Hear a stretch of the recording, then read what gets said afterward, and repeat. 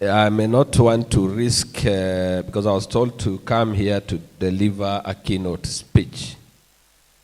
And I've been trying to negotiate with the person who invited me that in Nigeria there's something called goodwill messages, which in Kenya we call it remarks. So allow me to do goodwill message. Say no. So I decided to look for something in between a goodwill message and a keynote speech. And I'm glad that Afro-Exim has delivered a keynote speech. So I'll just decide to come down from where, I'll pick from where she has left. The president of Afro-Exim, ably represented by Benedict Oramalo, the representative of the ambassador of Burkina Faso, Dr. Linus Okere, the president of Gotni Leadership Center, the leadership of the Grand African Initiative, that's GAIN, the esteemed youth leaders, distinguished invited guests, ladies and gentlemen.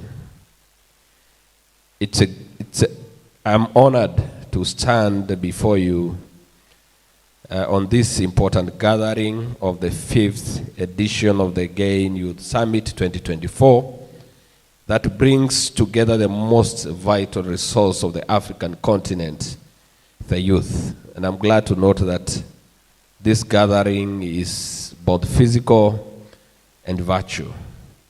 So I believe that those that we are addressing that are outside the continent, are outside this space, but can also hear our voices from here. And I'm also glad to note that we have quite a good representation of the youth here from across this great Federal Republic of Nigeria. I'm grateful to the leadership of the Grand African Initiative for invitation and providing this platform to dialogue on the future of our great continent.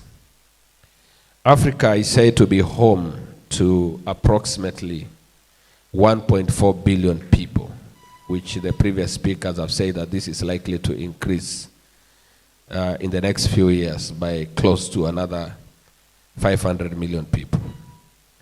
It is regarded as the youngest continent in the world, with the fastest growing youthful population, with an estimated 70% of its population, as has been said earlier, being under the age of 30. This is projected that by year 2050, we are going to have Africa host 1/3 of the total global youth population.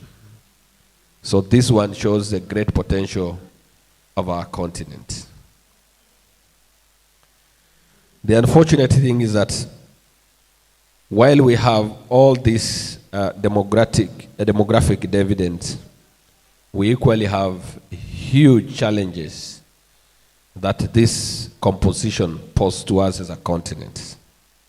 Today, all or many countries in Africa are grappling with a serious issue of the huge youth bulge.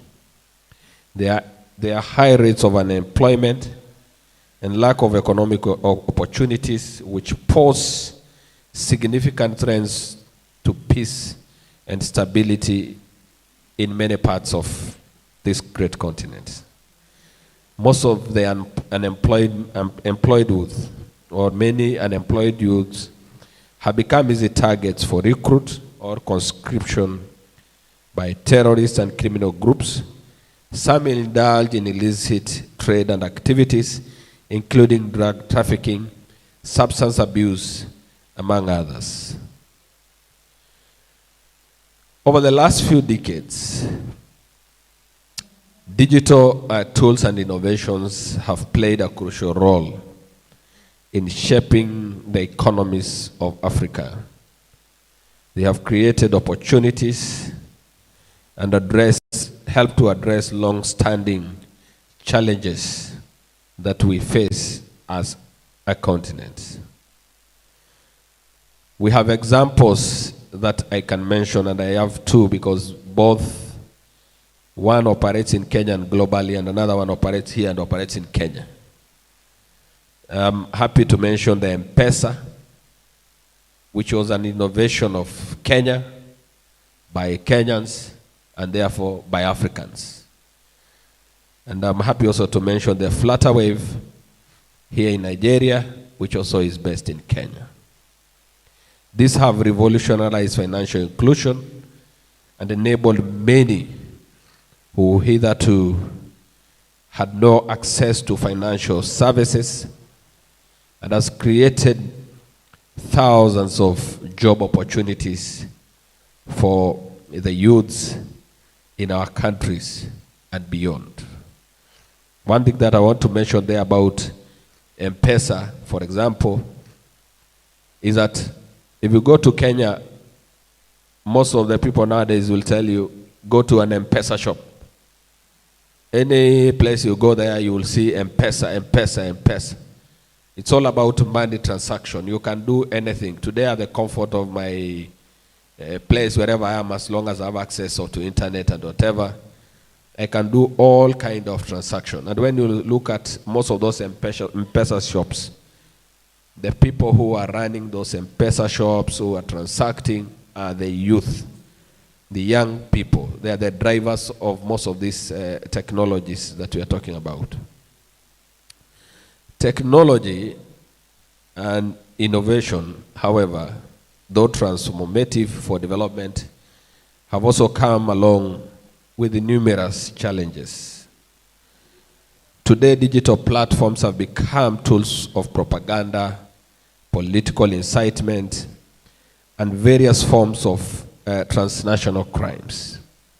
The growth of social media, for example, and digital communication has facilitated the spread of misinformation, hate speech, and extremist ideologies that can destabilize societies, not only in Africa, but the world. Most of you are aware of the Gen Z movement in Kenya. I'm sure that's the latest, because this was mobilization for political mobilization on online platform. And you can see how that space became extremely relevant. Even our head of state had to address many millions of Kenyans through the space, X-Space, one of its kind that has never happened.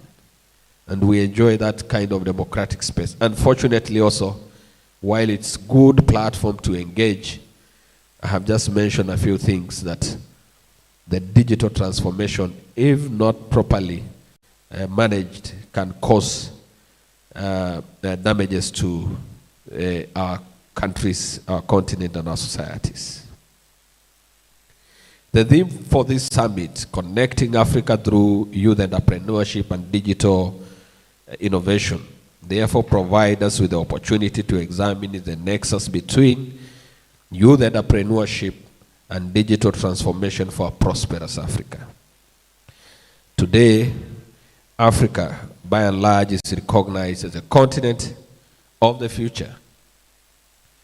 This is largely attributed to its vast natural resources, the vibrant youth population,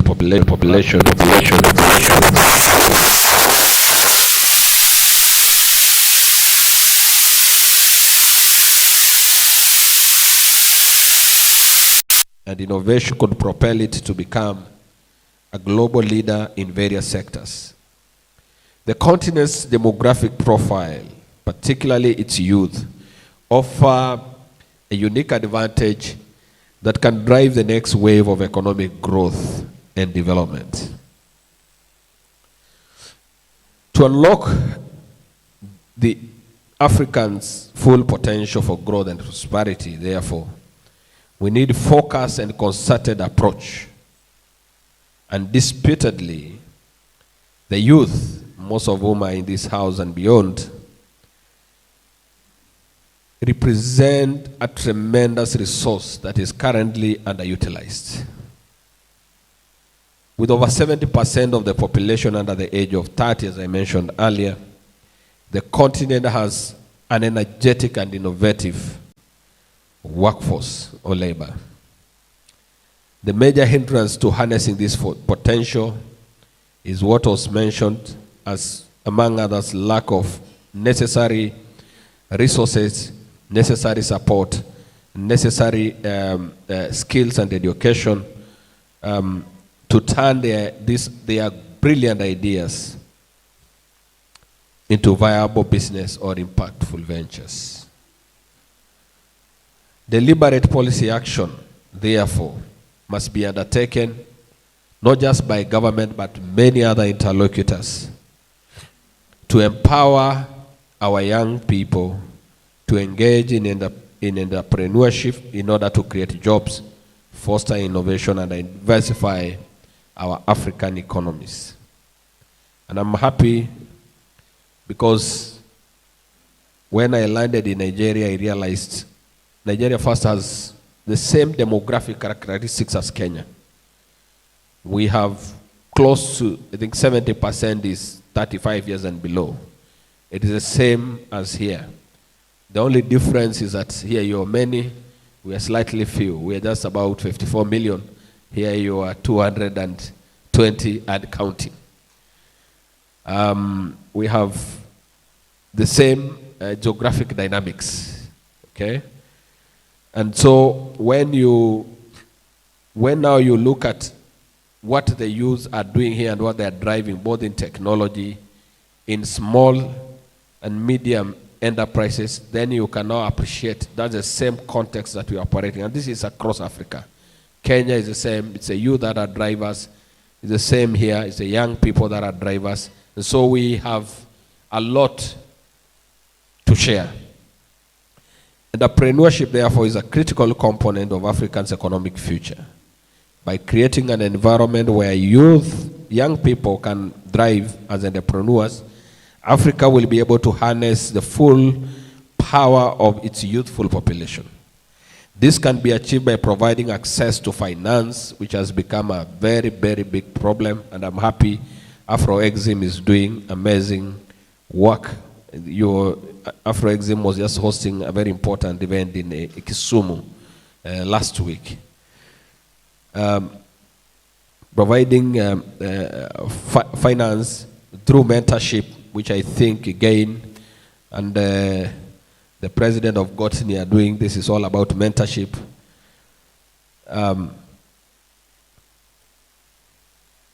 Mentorship and networks that encourage innovation and risk-taking. Promoting a culture of entrepreneurship across the continent will not only address the issue of youth unemployment, but also stimulate economic growth, creating industries and business opportunities in both urban and rural areas.